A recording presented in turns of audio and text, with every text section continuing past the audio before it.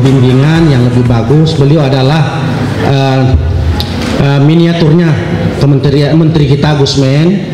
Nanti suatu saat ini luar biasa, belum ada dirjen ke sini, tapi staf khusus lebih duluan ke sini. Ini disebut dengan proaktif tadi, itu tadi. Iya, karena ada kerinduan local wisdom di Bone ini. Presentase materi dengan tema penguatan moderasi beragama oleh Bapak Dr. Kiai Muda Muhammad Nuruzzaman SAG MSI.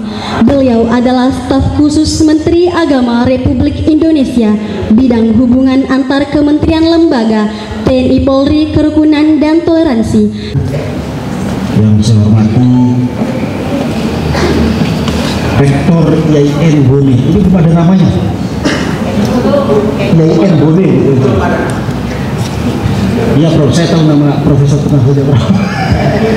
Bukan nama Prof, tapi biasanya kan IAIN ada namanya. Uin Alauddin, belum ada ya. Jadi bisa dinamakan IAIN Arum Palaka itu. Sudah diusulkan saja. Pak Kamil, Menteri Agama Sulawesi Selatan, Pak Warek 4 Uin Alauddin, Pak Kabir Urais, Kanwil Sulawesi Selatan, Ketua Ansor Sulawesi Selatan, bahwa Pak Wakil Rektor, Wakil Dekan, Kaprodi, dan adik-adik mahasiswi yang saya hormati. Yang pertama saya harus koreksi, saya bukan kiai, apalagi ditambah muda karena saya sudah tua. Saya santri, jadi santri itu khidmah kepada kiai. Yang kedua, saya sudah tua, wajahnya saja yang kelihatan umur 27 tahun, tapi usia saya dengan Pak Tonang itu jauh lebih tua saya. Pak Tonang usianya 47 ya katanya. Yang 48, saya 50 tahun. Jadi saya sudah tua. Kan kaget ya? Jadi sudah biasa saya dianggap muda, itu sudah biasa. Pak Rektor tadi tanya lahir tahun saya. Lahir tahun berapa? Saya bilang saya lahir tahun 72, 73. Ya usia sekitar 49, 50 tahun. Anak saya yang pertama itu semester 7 kuliah. Jadi ya adik-adik anak saya, tenang saja. Jadi kalau cari yang beli-beli, anak saya ini laki-laki, dia yang cari yang beli-beli, bukan bapaknya. Karena saya kuliah di luar negeri, tapi tidak di Eropa atau di Timur Tengah, tepatnya di Yaman sebenarnya. Dia ngaji dan kuliah di Wasatiyah University. Alhamdulillah pada kesempatan ini mari kita bersama-sama memanjatkan puji syukur kepada Allah Subhanahu wa taala, di mana kita bisa bersilaturahim bersama bermuajahah di yang insya Allah forum ini forum berkah. Salawat dan salam mari kita junjungkan ke Nabi besar Muhammad SAW yang pada bulan ini beliau kita rayakan sebagai kelahiran Maulid Nabi Muhammad. Saya ingat betul, mungkin di Bone ya, saya tidak tahu, tapi di Bone juga bagaimana kita bisa merayakan kelahiran Nabi Muhammad. Betapa gembiranya kita sebagai umat Islam dipertemukan oleh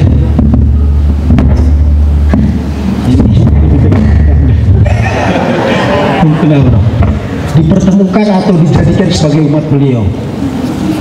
Saya tidak tahu ini hadis, cerita atau apa, tetapi Abu Jahal saja setiap hari Senin katanya itu akan mendapat di neraka, itu akan mendapatkan kenikmatan dari jarinya keluar air susu. Kenapa? Karena Abu Jahal bergembira ketika Rasulullah dilahirkan. Itu Abu Jahal itu yang pasti akan di dalam neraka.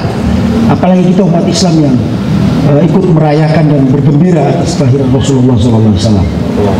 Ini saya mau menjelaskan, saya juga mirip-mirip kiai lah seperti tadi yang Pak Rektor sampaikan, kiai muda katanya gitu lah.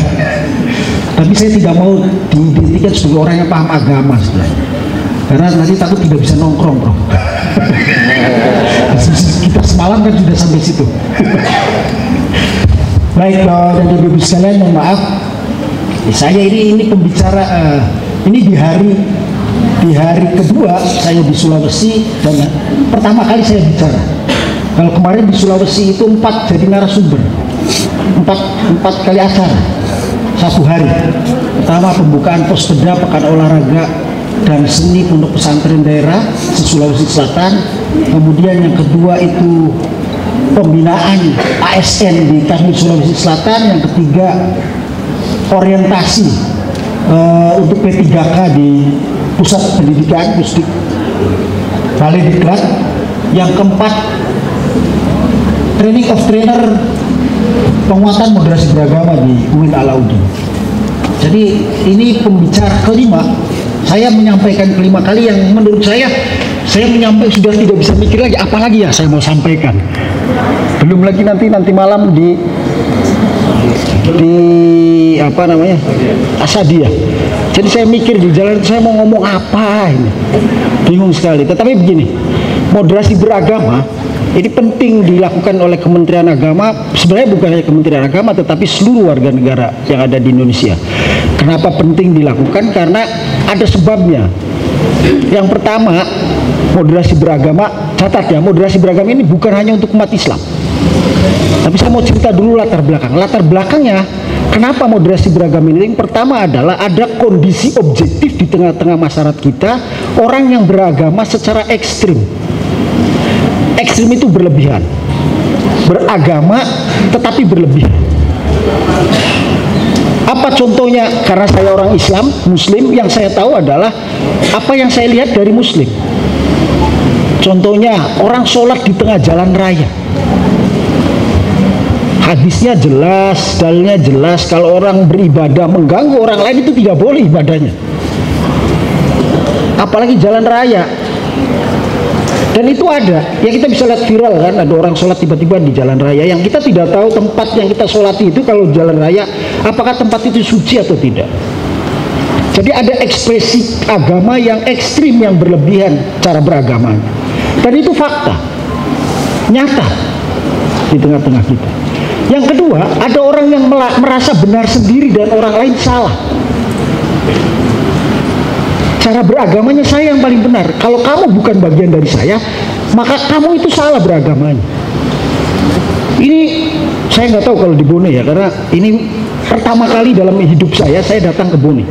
Tapi saya memang punya cita-cita untuk datang ke Bone karena saya sudah membaca dan mendengar cerita-cerita soal Bone, terutama kerajaan Bone dan bagaimana orang-orang Bone ini bisa menjadi tokoh penting di tingkat nasional. Pak Yusuf Kala misalnya salah satunya kan, jadi berasal dari Bone. Padahal Bone ini jauh sekali. Jadi kalau Pak Rektor bilang cari yang benih-benih di Bone, saya mikir ulang dari Makassar saja berapa jam gitu.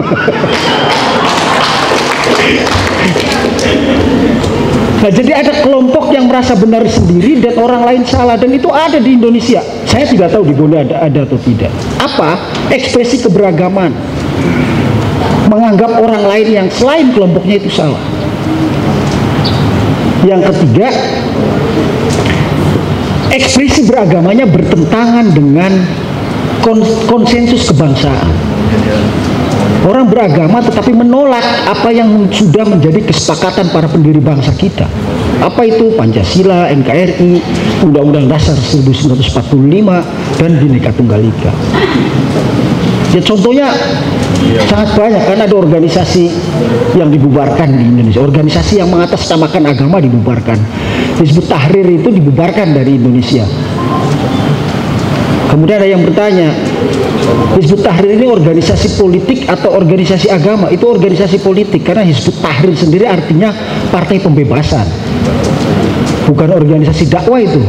Saya ketika pembubaran Hizbut Tahrir menjadi saksi ahli bersama Pak almarhum Prof. Azumardi Azra, kemudian Pak Ansat Mbai waktu itu kepala BNPT, kemudian ada kepala BPIP sekarang Profesor Yudian Yasmin, dan saya yang menjadi saksi ahli dalam sidang pembubaran Hizbut Tahrir Indonesia. Dan saya sampaikan kalau HTI itu bukan organisasi keagamaan tetapi organisasi politik. Bahkan mereka punya cita-cita mendirikan khilafah Islamiyah, mengganti Indonesia dalam bentuk lain. Hakimnya bertanya, ada buktinya? Ya saya sampaikan ini, undang-undang yang mereka sudah siapkan, mereka sudah siapkan. Undang-undang yang mereka mau jalankan sudah mereka siapkan. Ada, dan saya punya undang-undang. Nah, kemudian salah satunya mereka dibubarkan oleh pemerintah Indonesia. Tidak selaras dalam beragama. Itu fakta dan nyata ada. Apa sebabnya? Tahun 80-an ada ideologi transnasional Islam. Saya mau cerita Islam saja ini. Ideologi Islam transnasional yang masuk ke Indonesia tahun 80-an ketika terjadi perang dingin antara Amerika dan Uni Soviet. Ketika Afghanistan direbut oleh Amerika atau dikuasai oleh Uni Soviet, kemudian Amerika membantu para mujahidin dalam tanda petik untuk membebaskan Uni Soviet dari Afghanistan dari Uni Soviet. Indonesia terlibat di situ dengan minimal pemerintahnya membiarkan orang-orang Indonesia yang berangkat ke Afghanistan tanpa dicekal. Jalurnya itu rata-rata Jakarta ke Johor Bahru. Johor Bahru itu ada namanya pesantren Luqmanul Hakim yang didirikan atau pengasuhnya itu namanya Abu Bakar Basir dan Abdullah Sungkar, yang terusir tahun 84 karena mereka anggota NII Mantiki III yang kemudian melawan pemerintah dan menolak Pancasila. Kemudian mereka kabur, sebenarnya sudah divonis mau ditangkap, mau dipenjara, tetapi mereka sempat lolos dan tinggal di Malaysia, mendirikan pesantren namanya pesantren Luqmanul Hakim. Disitulah kemudian menjadi tempat transit dan pengkaderan orang-orang yang mau berangkat ke Afghanistan, dan ketika pulang melakukan kerusuhan di Indonesia pada tahun 2000 dengan melakukan pengeboman di hampir 20 gereja di Indonesia. Tahun 2000 ketika waktu itu Gus Dur masih menjadi presiden. Abdullah Sungkar meninggal, Abu Bakar Basir kemudian reformasi pulang ke Indonesia, mendirikan pesantren Al Mukmin Ngeruki di Solo. Saya juga tidak tahu apakah punya jaringannya di sini. Tetapi tadi Pak Kamal ini bercerita bahwa Bone ini akses terdekat menuju Kendari. Akses terdekat. Di sini mayoritas 99, sekian persen Muslimnya. 0,24 Kristen, 0,04 Katolik. Jadi bukan hanya mayoritas, sudah hampir jumlahnya sangat kecil sekali. Artinya potensi untuk menarik menggunakan politik identitas isu Islam itu sangat kuat di Bone. Maka salah satunya penting saya untuk bisa berdiskusi dengan bapak-bapak, ibu-ibu dan mahasiswa yang ada di Bone, bagaimana kampus bisa menjadi penguat moderasi beragama bagi masyarakat tentunya. Salah satunya itu ya, saya baru cerita satu, karena banyak sebenarnya kelompok. Ada namanya Salafi. Salafi itu ada 3, Salafi Jihadi yang representasinya adalah Abu Bakar Basir dan Abdullah Sungkar. Kemudian ada Salafi Sururi. Salafi Sururi itu Salafi politik. Kelompok yang paham ideologinya Salafi, tetapi dia menggunakan politiknya. Saya tidak berani menyebut nama organisasi dan orang ya, karena Salafi politik ini nanti saya dilaporkan polisi dan ditangkap soalnya. Tapi itu ada di Indonesia, ada. Ya biasanya mereka memimpin waktu itu ada memimpin demo-demo yang berjilid-jilid itu di Jakarta. Nah, itu adalah kelompok-kelompok Salafi politik. Bahkan merasa menjadi pembela ulama gitu, ada organisasi singkatannya nggak usah disebutkan. Saya ingat tapi saya nggak berani menyebutkan karena itu jadi tuduhan kan buat mereka. Nah, ini Salafi politik ini apa tujuannya? Tujuannya adalah menciptakan negara Islam dalam bentuk ideologi Salafi. Yang kemudian yang ketiga ada namanya Salafi dakwah. Salafi dakwah ini ya sangat banyak di YouTube, di mana-mana itu ada kelompok-kelompoknya, bahkan orang Goa itu menjadi tokohnya. Nah, orang Goa kan itu Pak ya, orang Goa yang menjadi tokohnya. Kemudian di beberapa tempat mendirikan banyak sekali pesantren, terutama adalah rumah tahfidz. Di sini banyak lah ya rumah tahfidz ada ya, tapi tidak banyak. Itu hati-hati betul, karena biasanya kalau pesantren itu di Jawa. Saya semalam diskusi tentang tipologi pesantren di Nusantara, tetapi yang saya tahu di Jawa, karena saya belum pernah melakukan membaca secara tuntas tentang pesantren yang ada di luar Jawa. Di Jawa itu orang belajar ngaji Quran atau menghafal Quran itu setelah mereka paham ilmu fikihnya, nahwu sorofnya, baru dia menghafal Al-Quran. Jadi bukan tujuan utama menghafal Al-Quran itu bagi pesantren di Jawa itu, tetapi yang utama adalah belajar tentang muamalahnya, beribadahnya. Al-Quran tetap mengaji tapi bukan untuk dihafal. Nah, Salafi dakwah ini sangat masif. Inilah kelompok-kelompok yang merasa benar sendiri dan orang lain salah. Dia merasa paling benar. Kalau bukan dari bagiannya, ya salah, dibid'ahkan, bahkan dikafirkan oleh orang-orang ini. Ini fakta. Maka penting membuat atau mendorong program namanya moderasi beragama, terutama di internal Kementerian Agama. Apa indikator dari moderasi beragama? Ada 4 hal. Yang pertama, orang dianggap moderat dalam beragama itu adalah orang yang pertama itu beragama tetapi dia komitmen atau menyepakati atau menjaga konsensus kebangsaan. Saya Muslim, saya lahir di Indonesia, saya makan dari tanaman yang tumbuh di tanah air ini, saya minum dari air yang mengalir di tanah ini. Mungkin nanti saya mati, itu dikubur di tanah ini, maka saya akan tetap mencintai tanah ini. Itu komitmen dari konsensus kebangsaan. Ada orang yang ingin merubah konsensus ini dalam bentuk lain. Tadi saya sudah sebutkan di awal. Rasulullah SAW dulu ketika membuat perjanjian, para dosen paham ya, membuat perjanjian Piagam Madinah, itu sebenarnya yang ditiru oleh para ulama kita ketika membuat konsensus kebangsaan. Rasulullah itu membuat Madinah itu bukan negara Islam atau kerajaan atau kesultanan atau kota atau apapun. Itu adalah kesepakatan yang dibuat bukan untuk kepentingan Islam, tetapi untuk kepentingan penduduk kota Yastrib pada saat itu bersama-sama. Di situ ada suku Khazraj dan suku Aus yang sangat besar, 2 suku ini yang besar di Yastrib, yang agamanya masih Yahudi. Tetapi Rasulullah membuat kesepakatan semua orang di Madinah sama di mata hukum. Sampai Rasulullah menyatakan di hadisnya, kalaupun anak saya Fatimah melakukan pencurian, maka saya akan potong tangannya.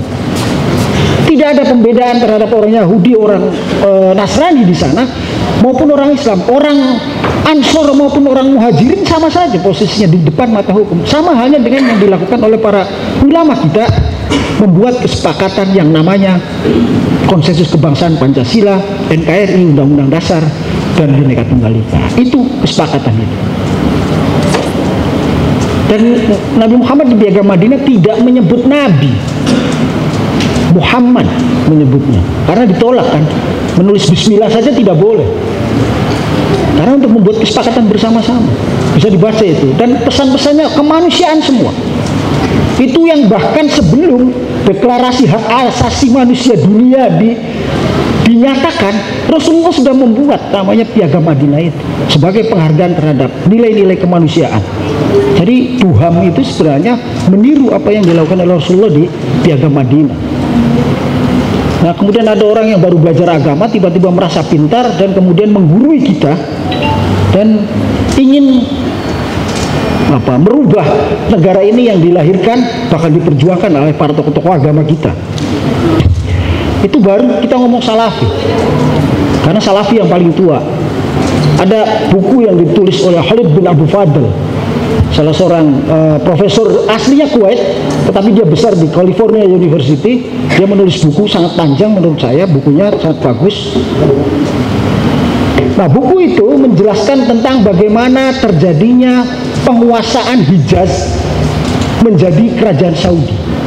Tahun 1924 itu Turki Utsmani runtuh.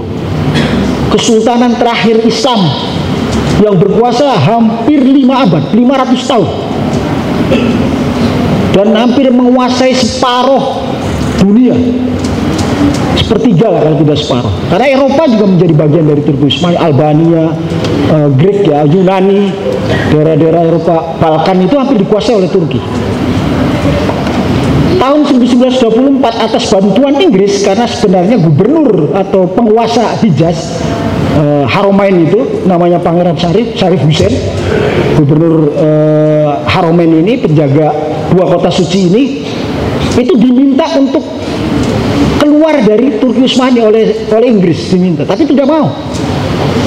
Akhirnya kemudian bertemulah Inggris dengan Ibnu Saud, dan Ibnu Saud setuju karena ini yang ketiga kali sudah lama melakukan upaya kudeta. Kepentingannya apa? Kepentingannya karena mereka merasa orang Arab, dan Turki itu bukan orang Arab. Penguasa Haromain atau Hijaz itu harusnya orang Arab asli. Maka mereka menganggap bahwa kamilah seharusnya yang berhak memiliki Hijaz ini, Jazirah Arab ini.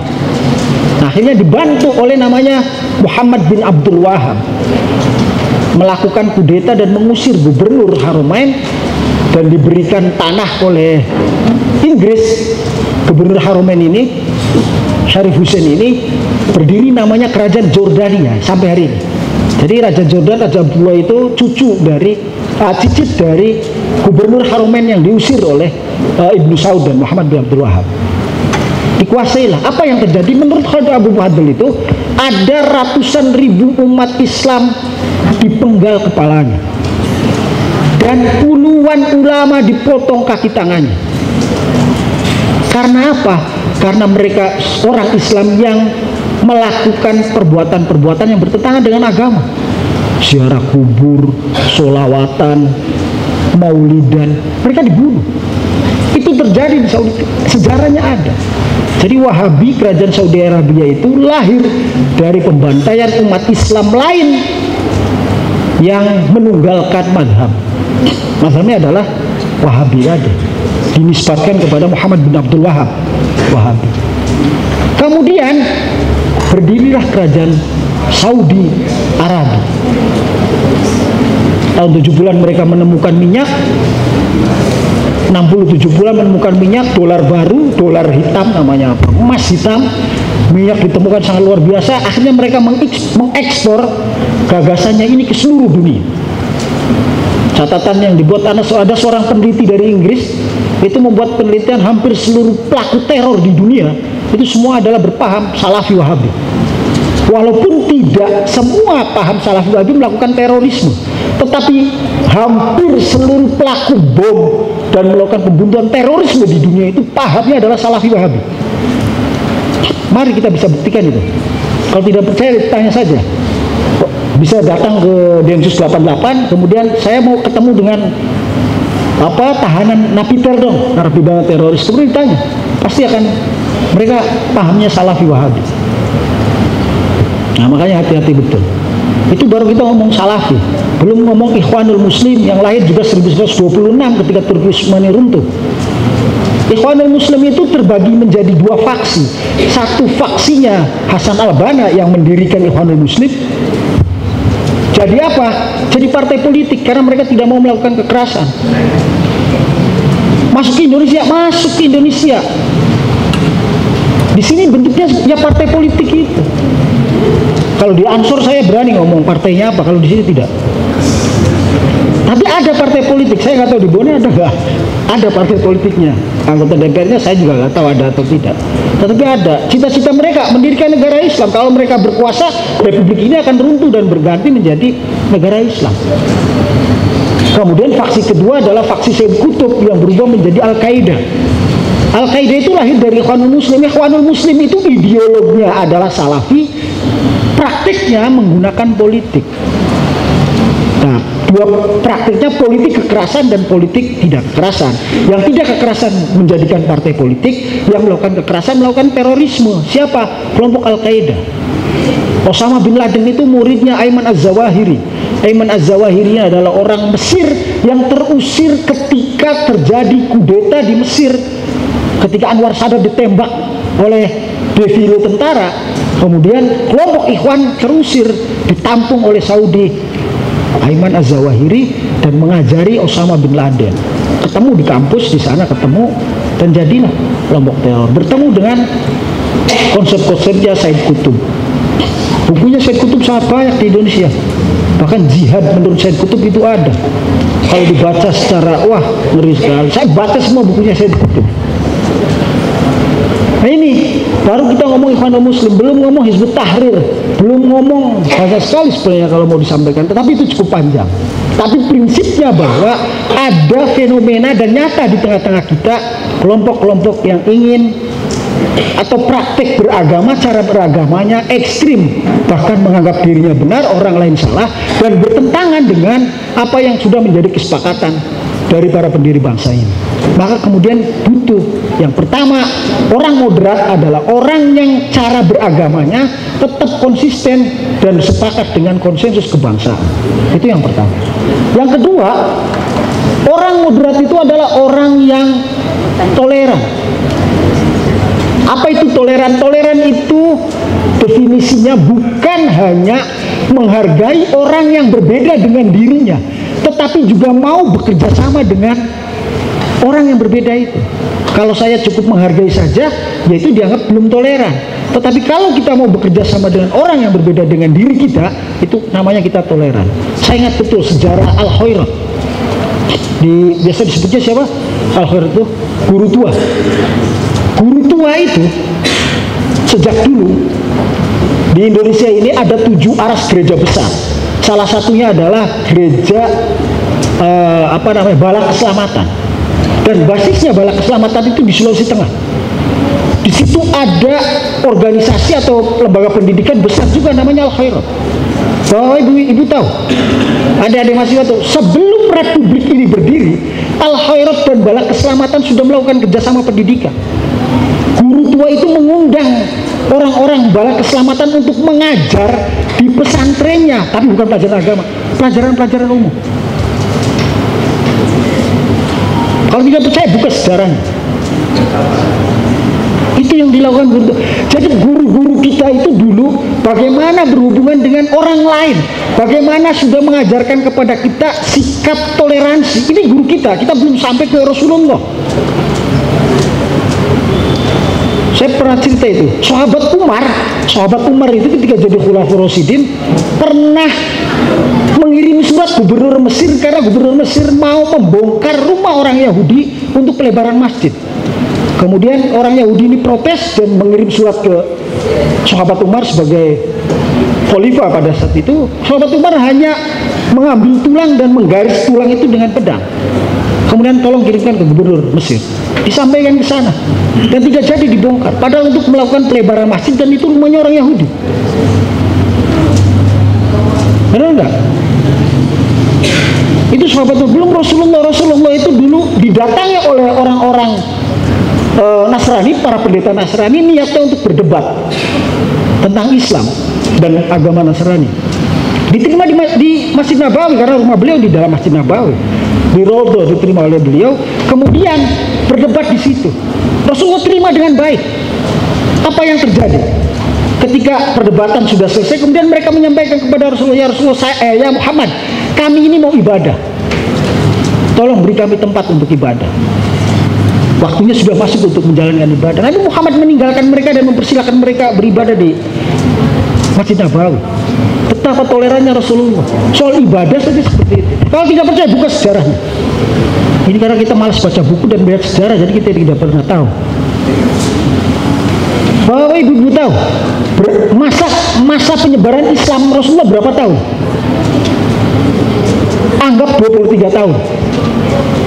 Kita cek, kita hitung berapa hari Rasulullah melakukan perang. Mulai dari perang Uhud, perang Badar, perang Khandaq, berapa hari? Pernah menghitung belum? Cari di Google. Cuma 80 hari perang yang dilakukan Rasulullah. Dan semua perang itu defensif, tidak ada yang melakukan ofensif, tidak ada yang melakukan penyerangan. Fathul Makkah itu bukan penyerangan.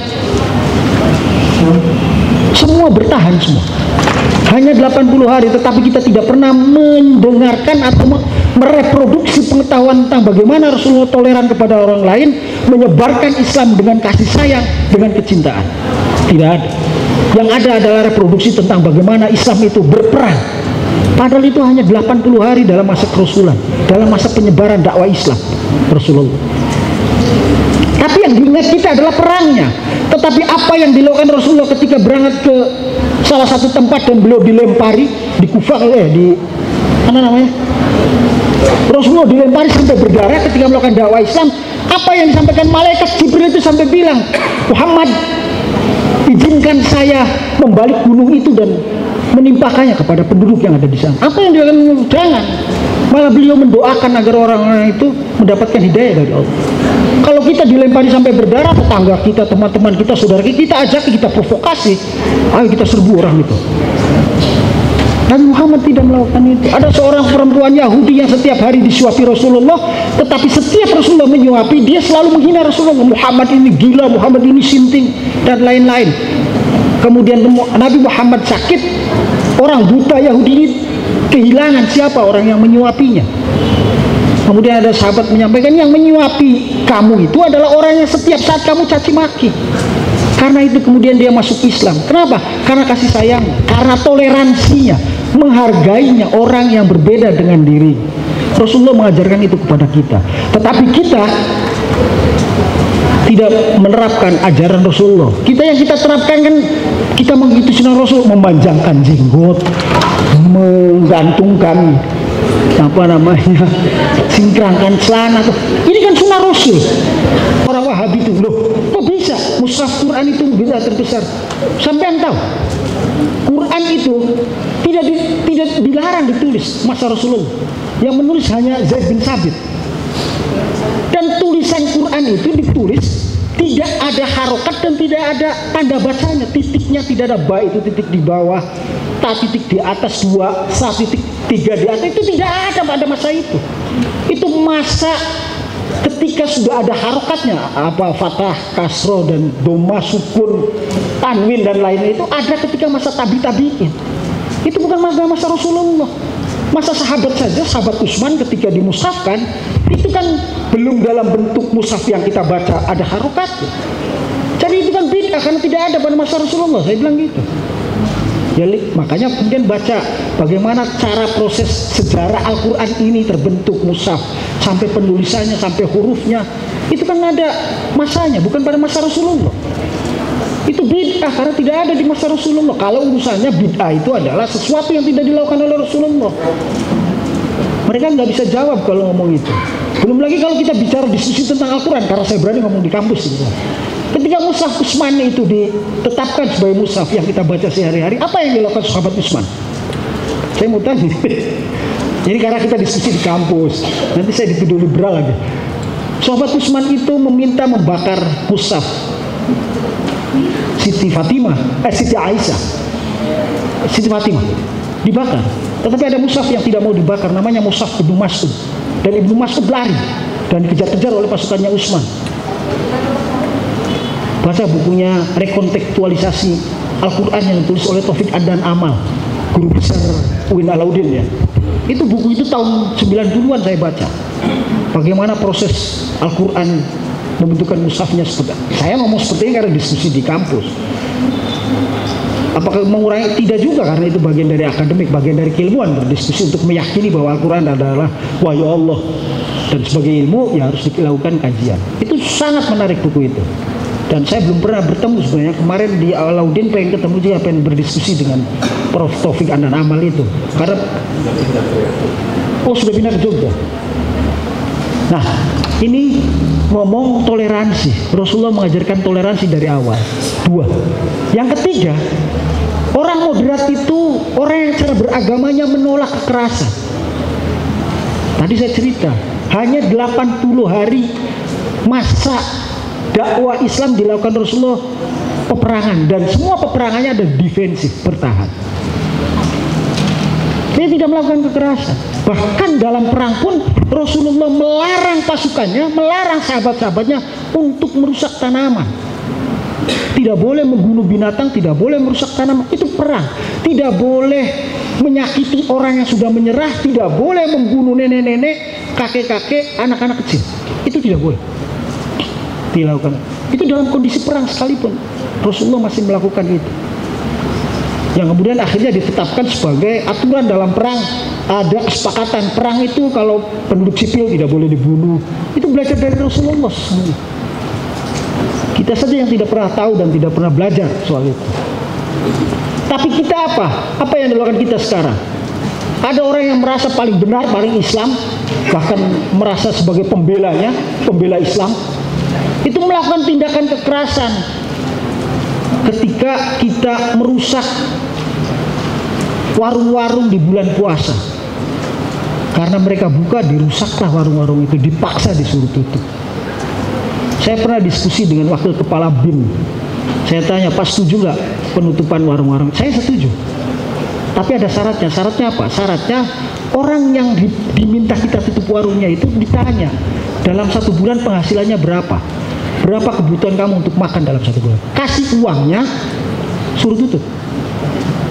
Nah, kalau kita tidak memberikan apa-apa kepada orang itu, padahal dia punya kewajiban untuk mencari nafkah kepada keluarganya, dia mempertahankan warung untuk buka, itu syahid dalam hati, karena dia sedang berjuang untuk mencari nafkah bagi keluarganya.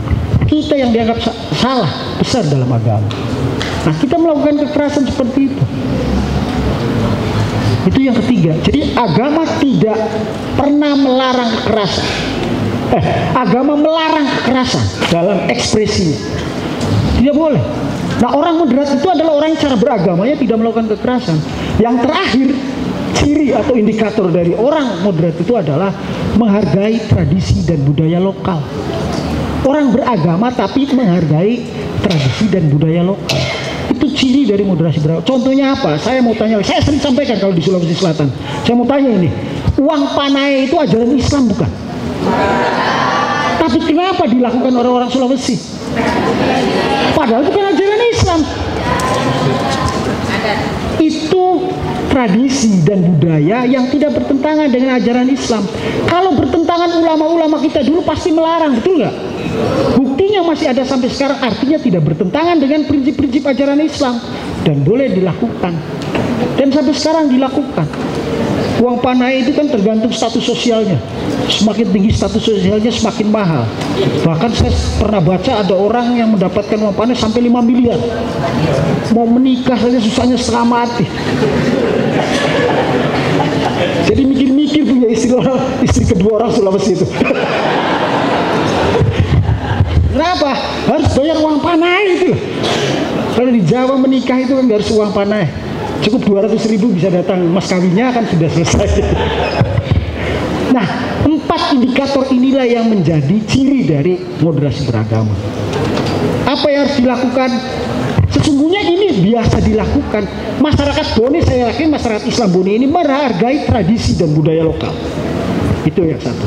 Yang kedua, masyarakat Bone ini cara beragamanya saya yakin tidak dengan kekerasan. Di sini mayoritas 99%. Yang ketiga, saya belum pernah mendengarkan masyarakat Bone menolak pendirian tempat ibadah. Artinya toleran. Dan masyarakat Bone, Muslim Bone ini tidak ada yang ingin memerdekakan diri. Bone ingin merdeka keluar dari, kan tidak. Artinya sebenarnya sudah moderat cara beragama.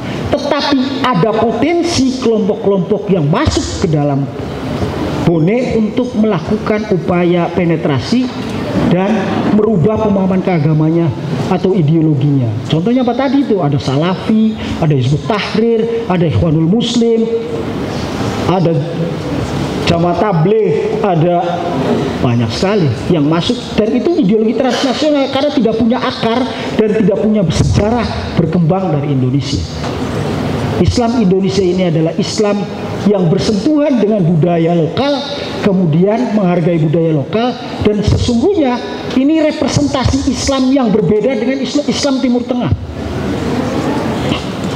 Bahwa dan ibu tahu Islam itu jadi masalah di Timur Tengah, jadi isu. Apa isunya? Ya kita bisa lihat negara-negara besar di Timur Tengah itu hancur semua, padahal mereka merasa paling Islam. Afghanistan hancur. Afghanistan itu tidak punya APBN karena uangnya ditarik semua oleh Amerika Serikat dan mereka sangat kolap. Secara ekonomi mereka hancur.